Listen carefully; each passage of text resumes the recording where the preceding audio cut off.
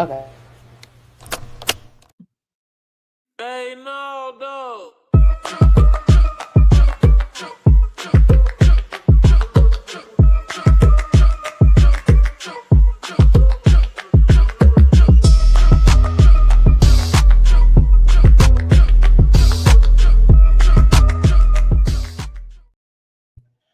What's up, y'all? And we are back to another episode of the Five Dish Changer podcast. I am your lovely host, Ashley Autumn, and I have a very cool episode planned today. We are talking music and sports with the General Mike Patton. If you are tuning in for the first time, make sure you like, share, subscribe, tell a friend to tell a friend that we are here at the Five Dish Changer podcast.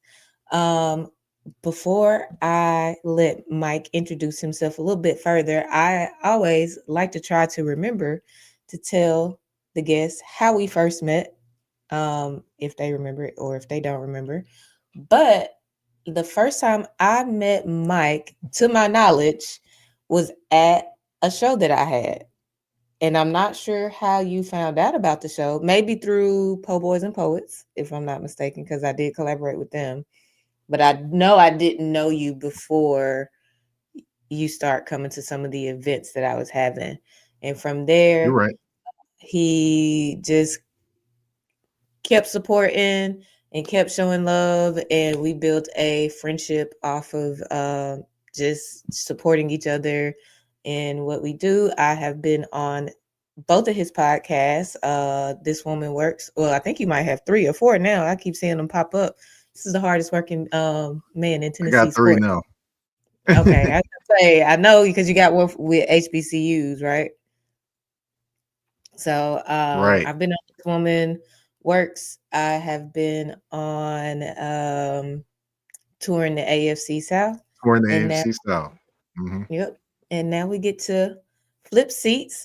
So before we get into the nitty gritty of things, Mike, if you could just tell the people a little bit more about you, what you're selling, what you're pushing, all these podcasts, whatever you want people to know. This is that time. All right. Well, of course, I'm a Nashville native, which, that's very rare to hear anyone say that they're from Nashville these days and actually live here still. Let's see, I have 3 different podcasts. Like we just mentioned, I have a Tour in the AFC South was my original podcast. That's roughly 360 episodes in now, over 4 years. I have let's see, This Woman Works is over about a year and change that I've been doing that one. And the other podcast that I just started this year is called Let's Talk HBCUs with my co-host Scott Wallace, and we just did episode number 8 on that one. So kind of trying to get that one on track with the other 2. Also, I am a contributing writer for the Sporting News, which also that appears on Yahoo Sports and other different various places as well. And I do cover Tennessee State football and Tennessee State basketball as well. So yes, I stay busy.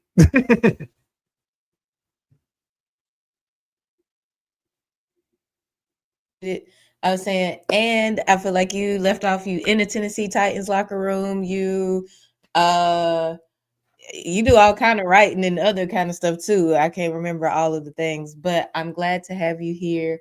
I love seeing the hustle. I just want to let you know I that to could, me, you are the hardest working man in Tennessee sports because doing one podcast for me is exhausting. So the fact that you're doing 3 is absolutely crazy, but I respect it and I love the hustle. Um, so we're gonna get into it. What you came here to do, we're gonna start off with these picks and then we're gonna get into a little bit of conversation. So starting off, pick number 1, and then there's questions to go along with this pick. So, what is your first song or album, and how does hearing it now take you back to that moment? okay. First album, Get It How You Live by the Hot Boys. Taking it Hey, all the way back to like what, middle or high school. I think that was when I first started getting into New Orleans rap with, Cash Money and with No Limit, and it just that whole album was no skips. I just remember listening the first time I ever heard Lil Wayne rap. I was like, okay, that dude is special on the mic. I just knew it right then and there. You know, you're hearing Juvenile, you're hearing BG, you're hearing Turk. They all had their own, songs on there. But Wayne was just special on that album. And I was like, yeah, I can't wait till this kid grows up. I mean, kid, I'm saying kid, and we the same age. I can't wait till he continues to grow up and just see what all he does when he released his solo album. And of course, we all saw what he did with his solo career. But yeah, that album, no skips, just an album that a lot of people do not talk about or even know that was the first Hot Boys album before the other one came out that was more commercialized. Yeah. Now, do you have a favorite song on that album? On that Hot Boys album? Let's see. 50 shots. 50 shots to set it off. Yes, that was my song on that album. Can nobody tell me that wasn't the best song on the album? And I was like, yes, come on with it. Yeah. I remember when this album first came out, I just looked it up. It came out in 97. And because I'm a preacher's kid growing up, it was a lot of stuff my mom wouldn't let us listen to. But I remember getting like bits and pieces of it from people who had parents that would let them listen to it. And I just remember looking at Lil Wayne and thinking like, this dude is our age and he out here getting it. And to see where his career ended up, he's definitely accomplished crazy things. Not crazy about Carter 6, but he has given us a very splendid career. So I don't know how much we can really complain about Carter 6 because he definitely has given us bops over almost 2 decades. So Yeah, definitely. we are going to get into pick number 2, song or Mm-hmm. album. And the question that goes with this one is, what emotion or memory does this track instantly bring up for you? Okay, we're gonna go Lucini by Camp Low. I love that song. I can play that song anywhere, anytime, and it just takes me back to when I was a kid in the '90s, outside, relaxing, whatever. And the emotion is just a freeing emotion. Listening to that song and just a relaxing emotion, just a feeling of weightlessness. Just when I listen to that song, it's just I don't know. It's just methodical. The beat goes. It just I can't really describe all the emotions or the feelings that song gives me. It's kind of like my rap version of Sounds of Blackness, Optimistic. It's kind of like my rap version of that to me. That's what it is to me. Okay. I've never heard it. I'm gonna have to check it out. I don't know if I'm actually familiar with anything in Camp Lowe's. That's the biggest song they had. It was it had to go. This is it. What? Lucini falling from the sky. Let's get Oh, rich. okay. I What? do know that Yeah, song. I do yeah. know that song. I don't think I knew the name of it, but when you start rapping it, I definitely know that song. Um, I don't know why I thought that song was by someone else. Two, I've heard, of course, the name Camp Low, but I don't know if I knew there was a duo. Like, Yeah. I just pulled up the song and everything because when you said it, I was like, I don't think I've heard that. And then I saw it and I was like, one of these dudes are like Pusha T. Uh, so yeah, I didn't realize that was a duo, but I do know that song. For whatever reason, when I first pulled it up, it said August 2024, but that's when somebody uploaded it to YouTube, not when that song came out. So that makes Mhm. sense too. All right, so moving on to pick number 3, song or album. And the question that goes along with this one is, what's one lyric or sound in this record that stays with you the most? Okay. The album is Thriller, Michael Jackson. Yes, I could listen to that album backwards, forwards, pick whatever song. You know, Michael got his distinct songs. Hee, that's always the one everyone thinks of.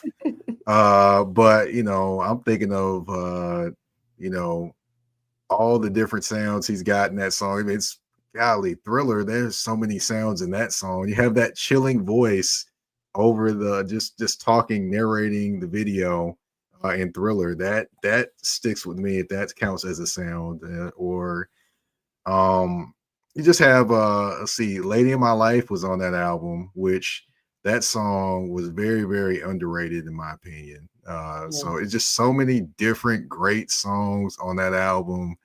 And then just remembering the sounds of Michael Jackson and when he was taking it to that next level of artistry and performance.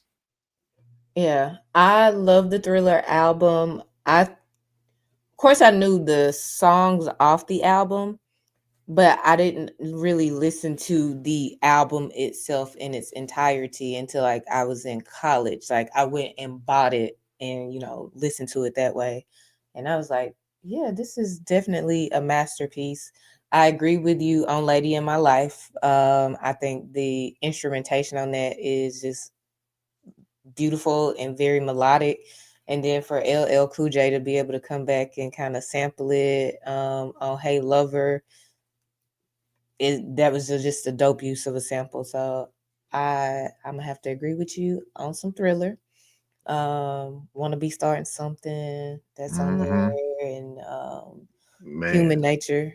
I know, yes. I know somebody on one of the early, I think it was John Joe. One of his picks was actually Human Nature off Thriller. So um, Hmm. good pick, good pick. I mean, they all good I, picks. They your picks. I, They your top I, five. I couldn't But pick just one song on that one. I tried. I was like, nah, I can't do it. that's why songs are albums. Like when I was putting the show together, and I was thinking, okay, 5 Disc Changer, and I was like, man, there were times that I just bought the CD single, and that song would have the CD might have 2 songs on there. So I remember getting like SWV Rain as the single, and then it had Lose Control on there, and I would just Hmm. listen to them 2 songs over and over again, and then in the next disc I might would have a whole album of Destiny's Child or whoever. So um I figured it'd be a little bit more interesting and easier if people had the choices to do songs or albums. Hmm. Um Going into pick number 3. Number 4. Number 4. I'm sorry, number 4. Song or album, and I'm gonna change this one up a little bit. If you had to slide this song into the Titans game day playlist, what moment would it best fit? Okay, well, it's an album on this one again, Okay. and it's the New Jack City soundtrack. Okay. I love that soundtrack, and it would fit perfectly with Jeffrey Simmons making a play, and then as soon as he makes that play, I need the Ice T Nino's theme, New Jack Hustler, to drop right then and there. If that dropped when he made a sack or a tackle, that would be amazing. I can Hey, just imagine it. I just imagine him and just the excitement he would probably have at that moment in time if that song dropped, if he even knew that song. But yeah, yeah. Is he old enough to know that song? How old is Jeffrey Simmons? I I don't feel think like he he's is. pretty but something and somebody at the Titans got to be old enough to know that. So we're gonna put it out there. Any Hmm. Titans personnel or Jeffrey Simmons, if y'all listening, we got a song for you. We got a sax song for you. Um, my least favorite song on the New Jack City album is "I Want to Sex You Up," and anybody who follows me on Facebook knows I hate that song with a passion. The track, the beat, like without Color Me Bad on there, phenomenal track. Even like them, Hmm. their melodies and how it's delivered is the lyrics are terrible. That is like a terribly written song to me. Yeah, it was bad. It was once you listen back to it, it's bad. Yeah. That's Hmm. like, and there's not very many songs that I could just be like, I don't like that song. But anytime that song come on the radio, like, cause I listen to satellite radio. Anytime that song come on satellite radio, I turn to turn it to something else. If I'm at an R&B party and it come on, it's all good. I can let it rock. But on the radio, my choice, no. But moving into pick number 5. Can I say one other thing about that Yeah. album? I can't even lie. I've been known to make my jokes about Keith Sweat and his nasally voice, but I can't even front. I do like the song that he has on that album. Yeah, I do like it. I can't even lie. I'm not even gonna try to sing it because I can't sing nasally like him. But hey, the song was good. um, Keith Sweat high key got some bangers. Like, for his Hmm. voice to be as nasally as it is, it's like he knows how to use it to his benefit. So he's not trying to oversing and do, like, I guess R. Kelly at the time would have been his rivalry. So he wasn't trying to sing like R. Kelly.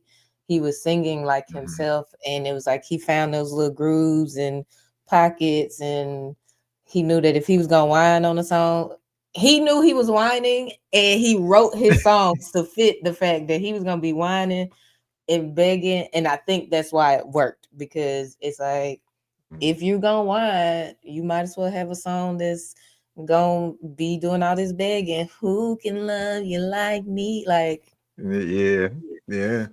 uh, There you go, telling me no again. That's the name of that song. I'm like, that song sounds weird when you say the title out, but you listen to the song, you're like, okay, I get it. I've had to embrace the fact that most of the songs from back then are somewhat near problematic. If they're not just the traditional "I love you, you love me" type of song, it's probably some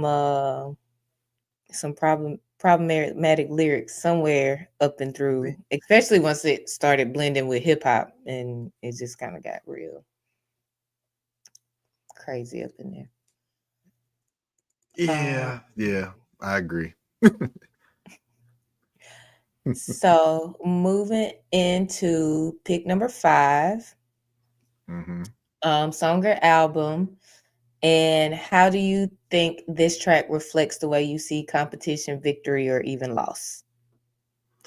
Okay, well, a lot of the viewers and listeners will probably be mad that I didn't pick particular songs. I love the albums. That's just what I was, what I do.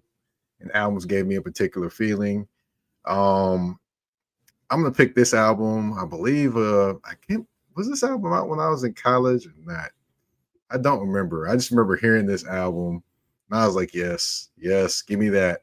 I don't know nothing of what all he talking about, but I love the vibe and the sound. It gets the people going, as they say. Jeezy, Thug Motivation 101. Woo, yes, give me Yeah, that. that's a classic. Uh, Mm-mm-mm. they got us through some hard times back in the day. Man, man, man, I could listen to that whole album. I mean, you had the first song, and then what? But all the rest of them songs on that album, I'm like, come on, Jesus, Yeah. you just killing it. Um, I'm looking at that track list. It was 19 songs, and he gave Yeah, us 19 bangers. Soul yep, Survivor, Air hmm, Forces, Trap right, Star, Get Your Mind yep. Trap Star Right. was it though. Oh, Trap Star. I thought I was coming out of the house like a superstar. Every time I heard Trap Star, I done came out the house. I done popped my collar. Try to fix your clothes up. You walking out the house like you presidential out there. Trap Star. Yeah. Hey, I feel like everybody GT had the whole hood, especially in the South, coming out in a tall tee, a black tall tee, or they snowman shirt. They fitted in some Air Forces, some shorts. I'm trying to think of the shorts that everybody was wearing back then. It's two pairs that I'm thinking of. The what's that, Jabot? Is that the ones with the strap? Those I'm are the trying to think. jeans. but I feel like they had shorts, and then it was another pair, another brand of shorts that Mhm. everybody wear. But yeah, that took me back. Hey, they'll take not to sidebar, but do you remember when people started wearing back in like 2000? Was it 2004 or something like that around there? 2005 maybe. When people had the clear Nikes they was trying to wear. Yeah. Yeah, I had me like two pair of them jokers. They had all different kind of pairs of socks to go with them jokes. I used to try to match the socks with the outfit I was wearing that day. Yeah. Now, did Oh your my goodness. shoes get all fogged up? Man, I had them fogged up. I had them crack. That's why I had two pairs because when I'm cracked, I had to get another one. You might be the. I mean, I know people had them. I don't know if I knew anybody who personally had a pair, but I do remember going out and seeing people in the clear Air Force Ones and doing, like you said, matching them. Had like if they had a throwback jersey or whatever on, or a tall tee that was blue or green or whatever, they would have some blue or green socks to match to go in the clear forces. That was a crazy time. I think the kids are Yeah, it trying to was. get back there. I don't know if they're gonna do it like we did, but that was a crazy time. Nope, it can't be duplicated. Not at all. But we're gonna move into our next segment. So those of you who are tuning in for the first time, we are going into our cultural conversation. And this is just getting a little bit more deeper. We're going to talk more about the influence of music and sports. Um, there are no wrong answers here, I don't think. But yeah, we just getting your opinion on some of what you see being on the field, being a music lover, but Mhm. also sports is your predominant field that you work in. So we're gonna get into the first question. From your perspective, how does music set the tone in the NFL locker room? So you being in the locker room, you're kind of hearing what's going on. How is music setting the tone in the locker room, in your opinion?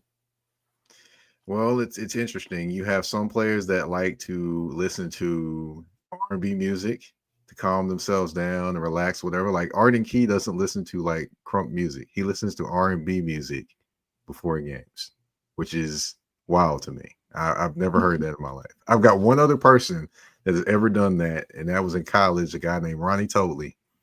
He listened to R&B music, and it kind of shocked me. It blew me away. I'm like, okay, you really listen to this before we play a game, huh? But Yeah. yeah, And Arden Key is a linebacker, so I would definitely feel like he would be trying to pump himself up.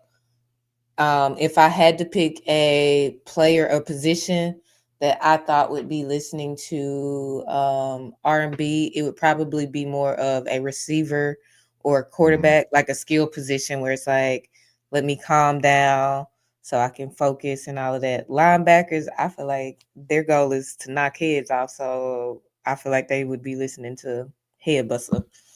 Um, now I will say this: listening to some of what the players listen to, like they play the players' playlist during warm-ups before the games. I don't think a mhm. lot of fans pay attention to when they're listening to these songs. They're listening to the actual players' playlist, and they'll put up there what player came up with this song or what player is on their playlist. And this is one that's gonna crack you up. Johnny Hecker, the kicker, he Mhm. out there listening to Snoop Dogg and Dre. They put it up. I was like, hold up, this is the kicker listening to this. I'm like, oh, okay, I didn't expect the kicker to go back to the '90s with Snoop Dogg and Dre. But yeah, Yeah. he was listening. I was thrown away. I was blown away by that. I did not expect it. And see, I can see a kicker listening to R&B because they have to be cool and level-headed. Snoop and Dre seems like it would get you too hyped to get out there and kick. But I like it. I like the fact that especially younger generations, they don't necessarily like they have their own, of course, artists and things like that, but they're more open to listening to older music. And I'll say that's probably the benefit to streaming. They're discovering music in real time and not necessarily this is what's out, so I have to listen to it now. They can discover something that came out 25 years ago and be like, "Ooh, I like this," and then it's in their playlist. So it's cool that he bumping some Snoop and Dre. I'll, So I'll now, give you go this. ahead. I'll give you this though too.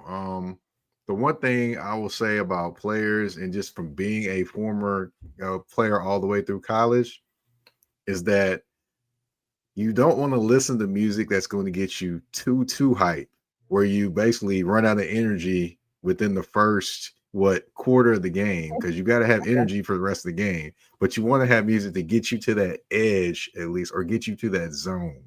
Like to give you an example, my first game I played in high school, in terms of my first start ever, junior in high school, I'm listening to Big Ed. Do you remember who Big Ed was when he was with No Limit? He Mm-hmm. had one album. I listened to that entire album before I made my first start ever in high school football. Had 10 tackles and interception. I still remember that game like it was yesterday. 10 tackles, interception, and we won the game. And it was pouring down raining. Literally, why I can remember that, because I can remember myself walking around the locker room listening to the Big Ed soundtrack, which a Big Ed, album, which probably no one ever even remembers that he was even with No Limit at all. But yeah, I do, and I remember that album. That's back when Master P would have an album, and then he'd have Coming Soon and all the little cases of different artists that would be coming next. Mm-hmm. So you feel like if a artist, not an artist, if a player gets too hype, then they use all of that adrenaline very early in the game. So they have to listen Mm-hmm. to something that's going to help even that adrenaline out through all four quarters. Interesting. Because, like, when I played softball, there was a playlist that I had. Like, there was a part of my pregame ritual.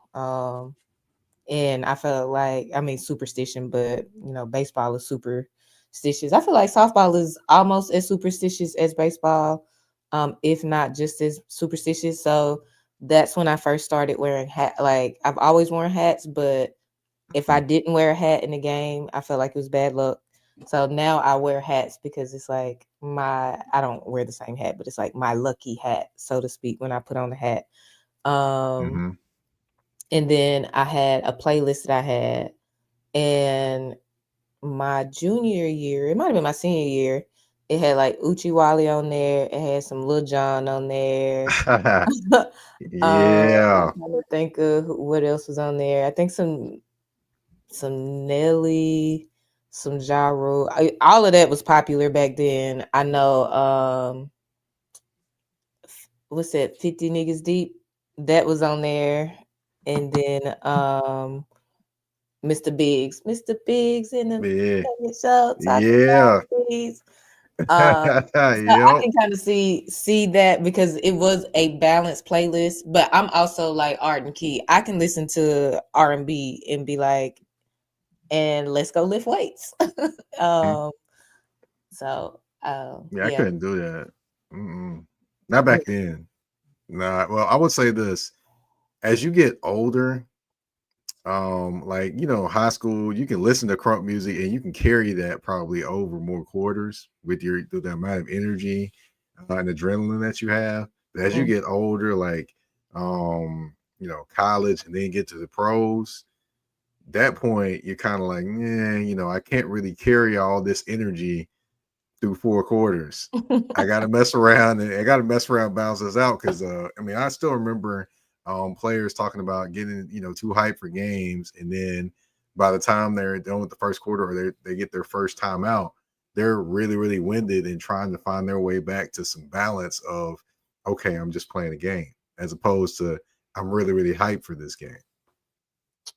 That that's interesting, and I guess I've never thought about it from a football perspective. I have from a basketball. I played basketball in middle school, so I've kind of thought about it, but I don't really count that. Softball was my thing, and because softball is such a slow sport, it's like it doesn't, in my opinion, it doesn't take much to keep the adrenaline going through the game, except for like if you have a bad inning and there's lots of errors. So because it's a mental game, if something mentally happens, then that can mess up your adrenaline.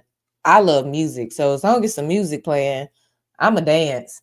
So I could only Mhm. imagine playing football my coaches would probably be like, Smith, sit down, because I'd be out there like, doing the robot.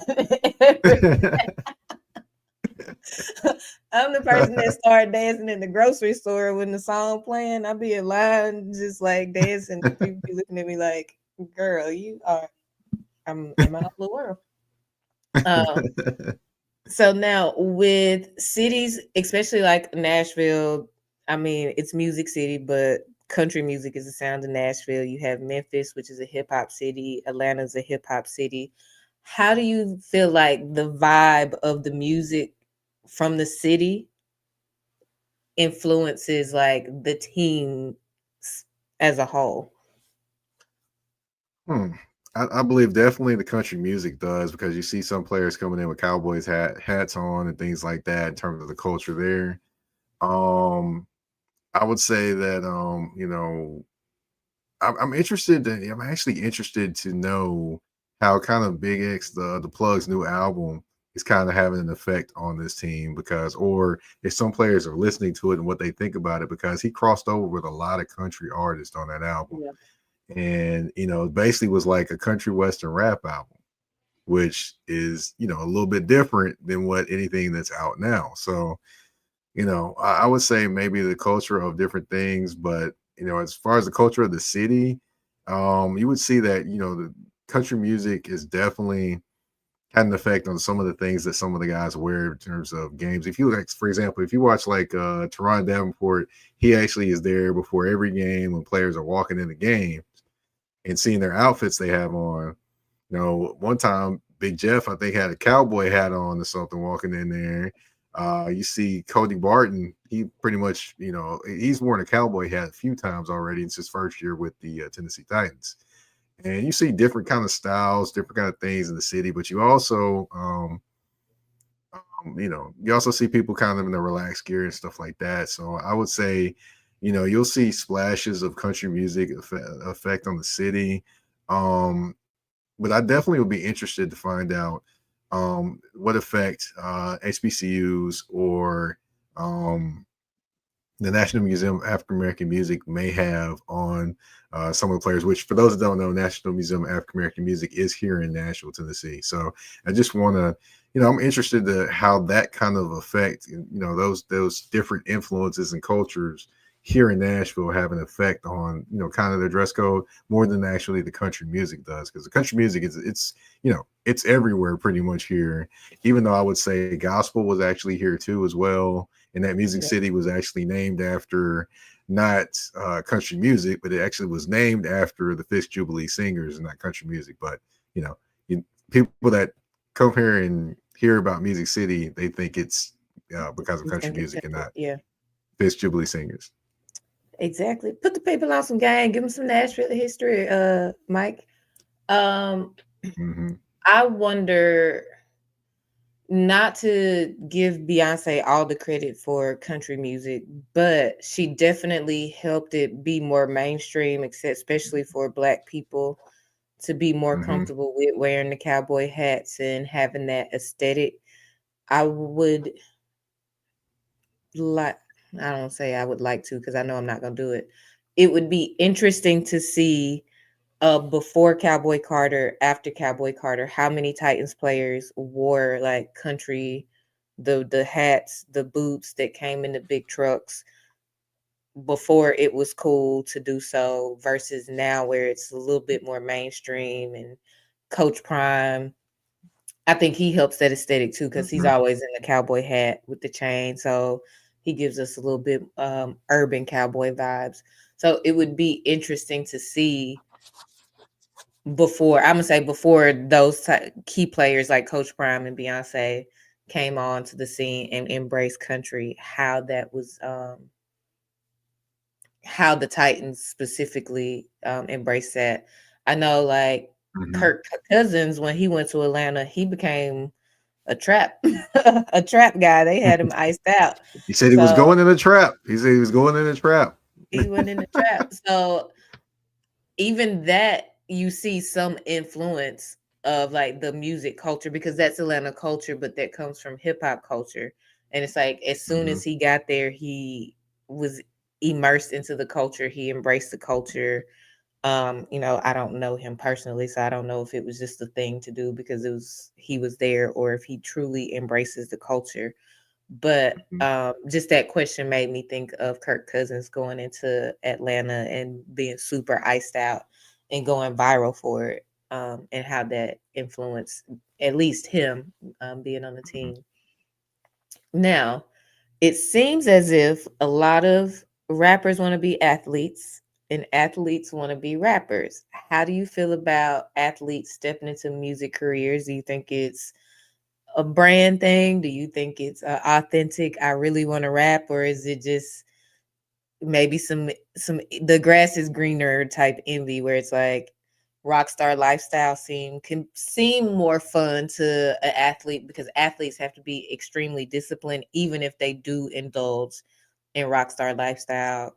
The greatest athletes are extremely disciplined, where musicians need to be disciplined, but they're not quite as disciplined as athletes. So what do you think about that? How do you feel about that? As far as athletes trying to be singers or rappers and vice versa, honestly, it's like every not every athlete, but there's a lot of athletes that definitely think they can rhyme or two, and then plus, as they grow up and get bigger, they're like, okay, well, I want to take on this challenge. Since I challenged this in football, let me try this one over here. And some of it I think is the appeal of the lifestyle, the appeal of seeing this person do this different thing or control a crowd, or maybe something to play along with their ego. Say, hey, if they can do that, I can do this too. And then they jump over in that field and they find out a little harder than what I thought. Or, maybe I just can't put two and two together. The artists that I think are awesome when athletes, when they turn over and become like into music or musically inclined, are the ones that sing or the ones that play instruments. Stuff like Wayman Tisdale. Remember him? He was a jazz musician after he got through playing in the NBA. You've got Victor Oladipo. Actually, he's a singer, so he's an R&B singer. So he's like I guess he like the basketball Carl Thomas. So, Yeah, I but know you have like Vince Carter is incredibly talented. Like he was like the drum major in his high school, and he plays like mhm, trumpet, sax, and several other instruments, which I didn't know that until he ended up playing for the Magic. And you know how they do the player profiles, and that was in there. mhm, So I do think it's dope if there is like a real talent there. And I'll say like guys like Damian Lillard, he's incredibly talented as an athlete. very. Um, but I'm with you. I think for a lot of people it is ego because some of these dudes cannot rap. Not even I know close. when you remember. I know when you remember very well. Well, are you maybe trying to forget? Are you gonna say Shaq? No, Isaiah Wilson. Remember when he tried to rap after he played with the Titans, he got cut, played with the Miami Dolphins or another team, got cut there, and then he said he wanted to start his rap career and actually started trying to rap. Is that the dude that he was like a high draft pick, but like a Yeah, complete bust? yes. I didn't know he was. Maybe I heard that, and maybe I was trying to forget because I remember him like being a bust. I do remember that, hmm and then He I don't remember what he did after that. But I do feel like I remember an article, like somebody from Tennessee, like the Titans or whatever, might have wrote an article saying like, "Oh, he's gonna be a rapper now," but apparently it's not working in his favor because I haven't even heard his name until you just said it, let alone on the album. Well, So I don't think he's made an actual roster since that point in time. So, it is what it is. And, honestly, from yeah, he was definitely hanging out more than he was actually playing that makes when he was sense. here. He, one of them that get caught up in the rock star lifestyle of it all, the glitz and glamour of it all. Now, No, do no, you he got have? caught up in the college lifestyle. Oh, so he was hanging out on campus? Is that what? If he's out? He was hanging out at one particular campus while he was up here. That was Mm, Tennessee State. That's where he mm, was. distracted, which is still a part of the part, I guess, college rock star lifestyle. But yeah. Now, I'm gonna get off Isaiah Wilson. Do you have a favorite athlete turn artist, be it good or bad, where it's like, you know what, this person sucks, but I enjoyed what they contributed to the culture, or it could be, no, this person is incredibly talented, and I just like their Well, you contribution. mentioned him. I mean, Damian Lillard, he is incredibly talented when he gets on the mic. I mean, does he have all of my favorite songs? No, he doesn't. But he can pretty much, he definitely can rhyme, and he definitely has a skill and a skill set, and he uses it well. Because there's plenty of other artists that or plenty of people that tried to rap. I'm not going to mention one person's name because plenty of people that are fans of his, even in his passing, will probably come on here and start trying to cut up. So I'm not going to mention his name, but I did not like his rapping attempt. But you know, Damian Lillard takes this seriously.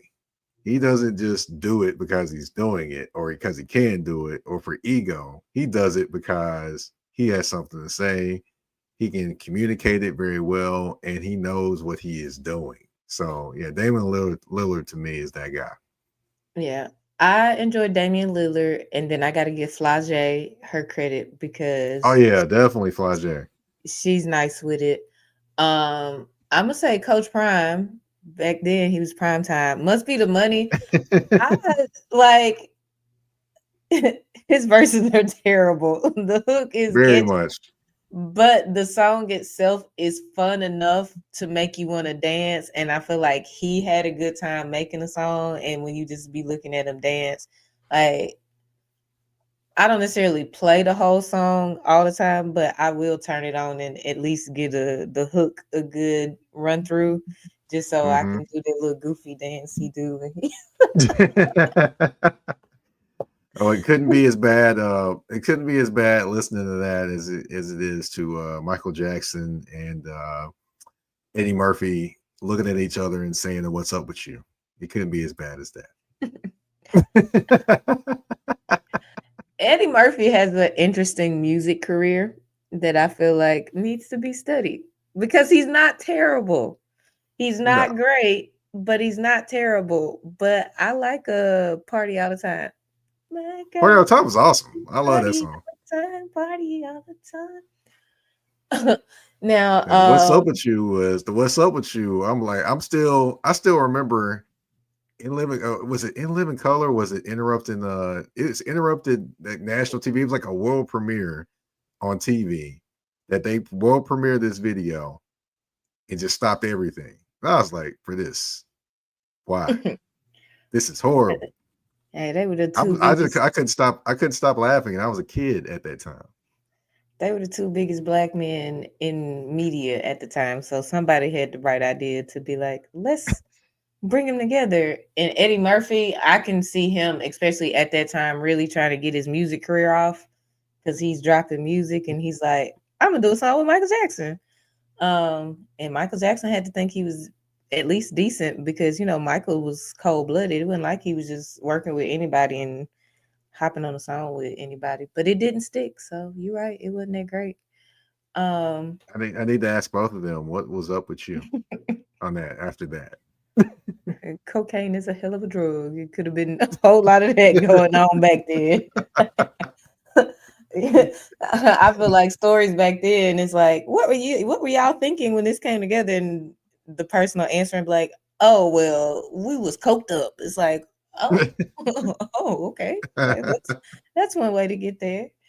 Now, has there been a game? It could be a NFL game, a HBCU game, or a college game, where you feel like the music was the thing that helped shift the energy of the game in favor of either team, where it's like, man, they played that song and it seemed like boom, things just changed for the better or maybe even the worse.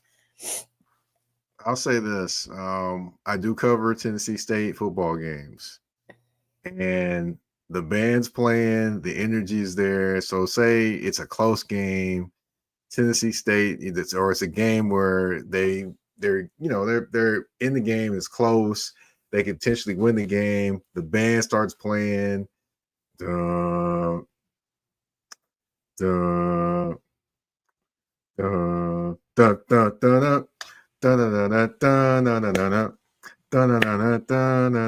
they start playing it, and you see the whole crowd, the energy is going, and then players are making plays. It's just like the whole energy of the building gets going at that one point in time, and it's just it just carries you almost throughout the rest of the game at that point. So that was one I could say where the energy shift happens right then and there, and you can see it not only on the field, but you can feel it in the crowd as well, just during that exact moment. I can't remember if it's third or fourth quarter, but during that exact moment in time, the energy just goes up a level, and you can just kind of feel it within the crowd and within the players on the field as well. Interesting. I I don't know if I've actually been to inside a TSU game. I've been to a TSU game. You I can don't say that know. with a lot of people. I don't know if I've been inside a TSU game, Mm-hmm. but respect to TSU. I'm for all of the home state teams, and so in HBCU world, I am a TSU fan. I think I've been to a basketball game. I don't think I've ever I'll, been in a football game. I will be at the basketball games this year. It's about a month from today is the first basketball game for new Tennessee State head coach Nolan Smith, who's a former Duke guard as well. All right. So y'all make sure y'all tune in to the general. Y'all follow him at Mike Patton 82 so y'all can get all those HBCU updates, get those Titans updates, and get some of the love that he shares to Black women on This Woman Works. This podcast, Mike, I was still gonna have you on, but initially I was gonna make it be about Black love, Black culture, and I was gonna have you on speaking from the perspective of like having a podcast where you basically share like love and show love to Black women. But then, like somewhere at the last minute, I was like, nah, I want to talk about sports because everybody's talking about love right now, so I want to do something different. So at the last minute, I was like, we just gonna talk about sports. I'm not gonna find another person. I don't even know anybody else in sports, to my knowledge. It could be somebody out there that I'm sleeping on, but I don't really know anybody else in sports other than you. Well, I consider myself special then. Hey. And that's why you solo dolo, because I didn't know anybody else have on there, but that's fine. I had a question. I lost it.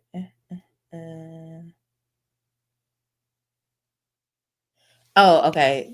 This is the last question in the cultural convo. Have you seen athletes use music to express identity or culture in a way that sticks with you?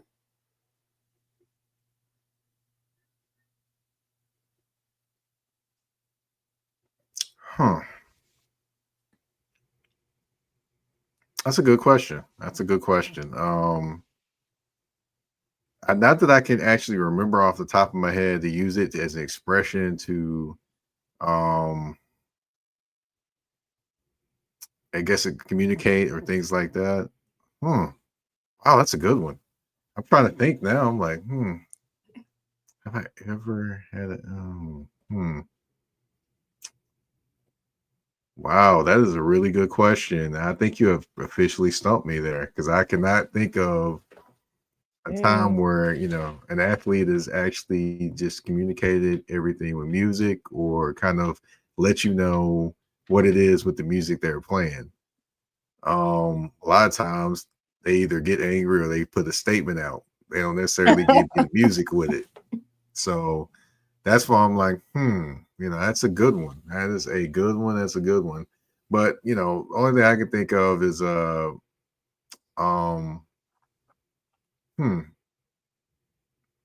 a good one. I did see Cam Ward dancing to Michael Jackson last week, though. I did see that. Other than that, I can't really name you one that I'm just like, they used this music to communicate how they were feeling or what was going on with them or things like that. Yeah, yeah, you got me there on that one. You got me there on that. It's all good. I feel like Antonio Brown a little bit. I wouldn't say it was his primary way of communicating, but I feel like Hmm. he good to throw some lyrics or something up on Instagram to express whatever foolishness he's Hmm. into at the moment. He been quiet, so let me not speak him up. He been I, out of trouble. He been out the way. I will say Geno Smith actually, I think he actually wrote a rap bar with what he said. He said, they tried to write me off, but I didn't write back. That was a rap bar right there in its own right. Yeah. So, I wonder if he used somebody, if somebody said it, or if he came up with that one off the top of the well, dome. there's a lot of sayings that people say that probably people came up. I've got one that I really don't think anyone has ever said. I ain't gonna say it right now because I'm like, yeah, I'm saving it. I'm saving it because I wanna use it and actually call in to the Bomani Jones show and actually because he's gonna have a segment about sayings that you thought you said and that you thought you introduced and you own it. And this one, yeah, I gotta say for that one because I'm gonna call in and he's gonna be like, wow, I've never heard anyone explain a basketball player like that. So Okay. I know I teased a lot, folks. I know I teased a lot, but hey, I can't give that one away. I can't give that one away that easy. No, not this It's all good. We'll be on the lookout for it when you do drop it. But we're gonna stop right there as far as the cultural conversation and go into our next segment, which is the parking lot pimping segment. For those of you one. listening for the first time, this is just a quick, fun segment where we get to stunt on the people. Back in my day, as the old folks say, we used to lead a party, or sometimes we would just not even go in the party. We would hang out in the parking lot and we would talk to people and we would play whatever song we wanted to stunt on other people with. So in this segment, I'm asking the general, Mike Patton, what you stunting on the people with? It's the let out. And you in your car, you with your people. What you stunting with? Okay.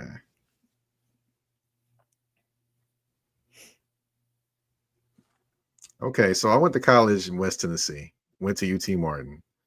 And that was where I very heavily got introduced to 3 6 Mafia and Project Pat. So I'm gonna dig in that bag just a little bit.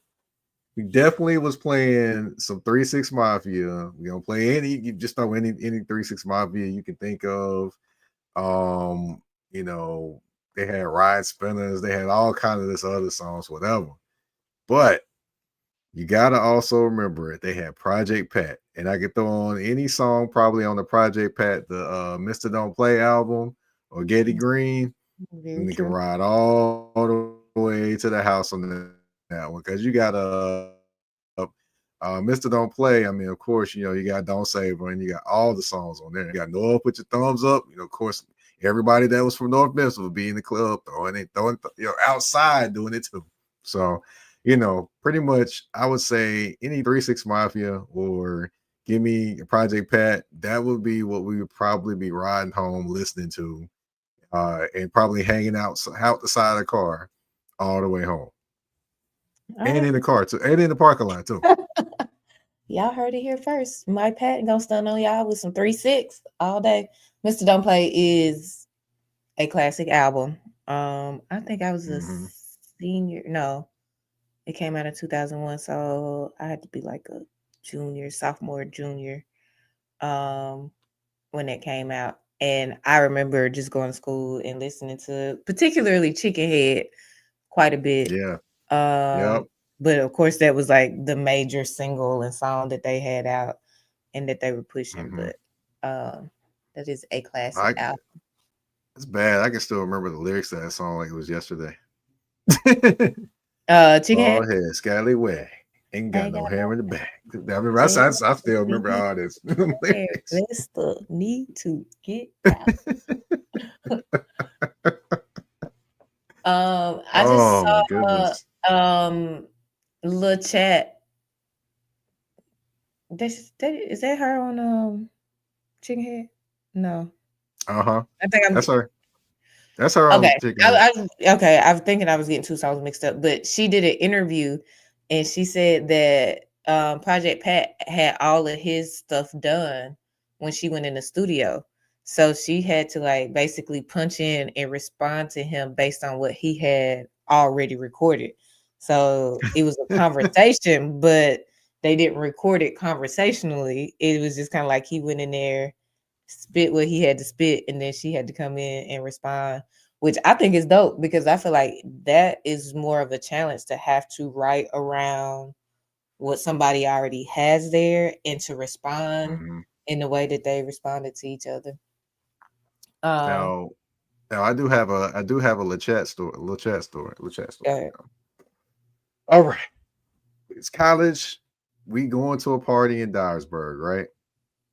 We drive from Martin to Dyersburg. It's a club. LeChat's supposed to be there, right? We all hear what the amount of the money is to get in, and we like, oh, we ain't got this.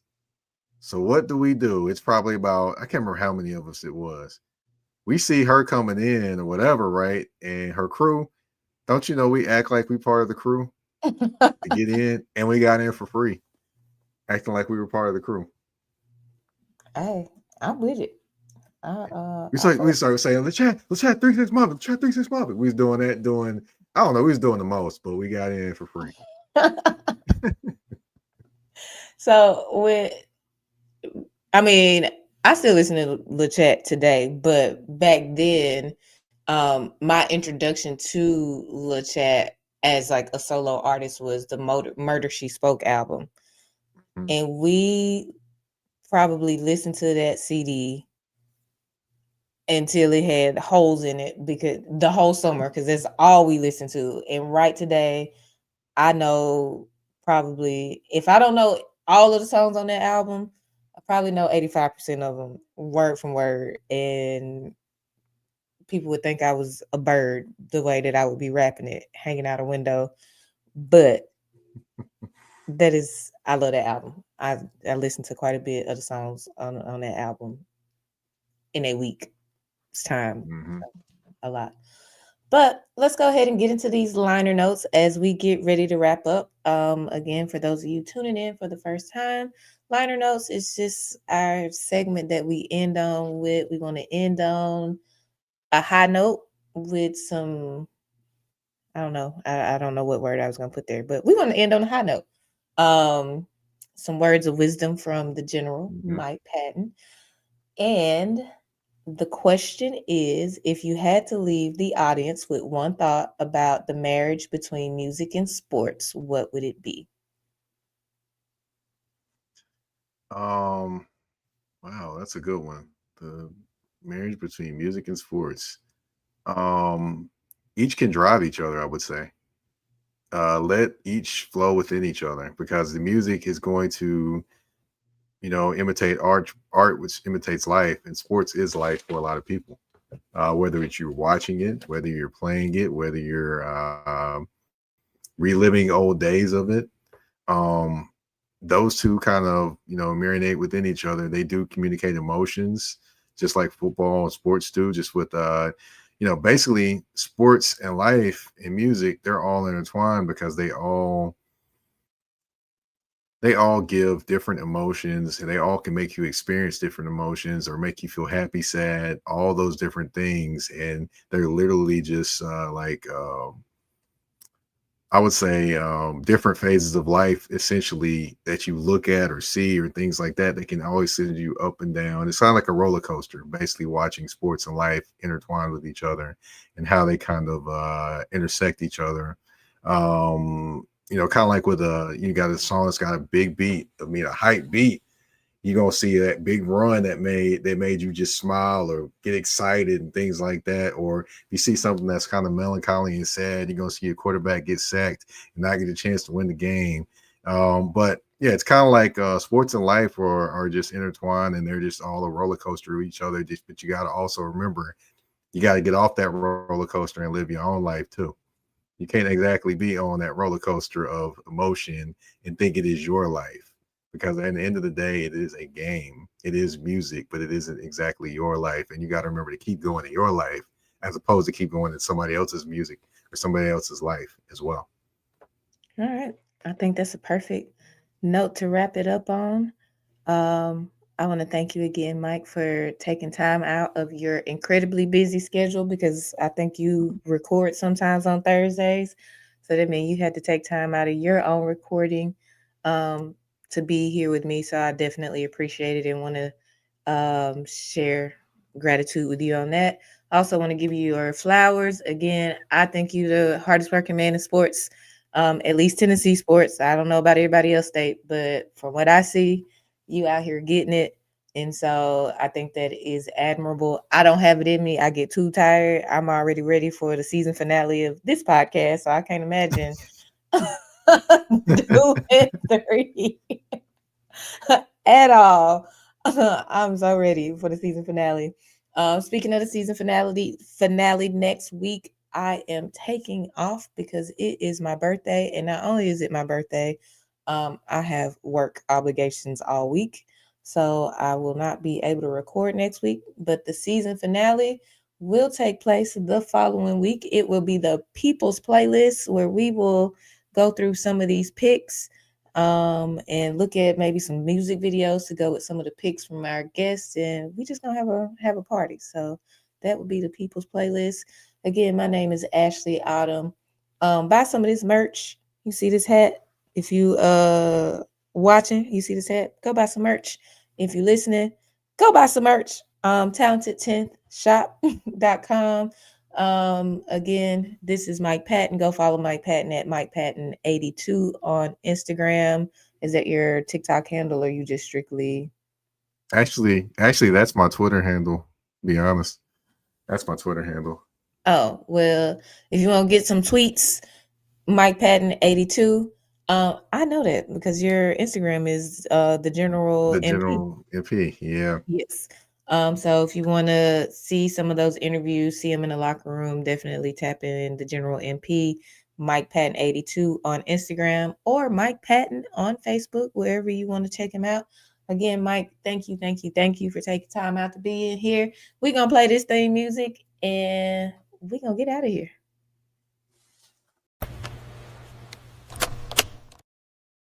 Hey, no.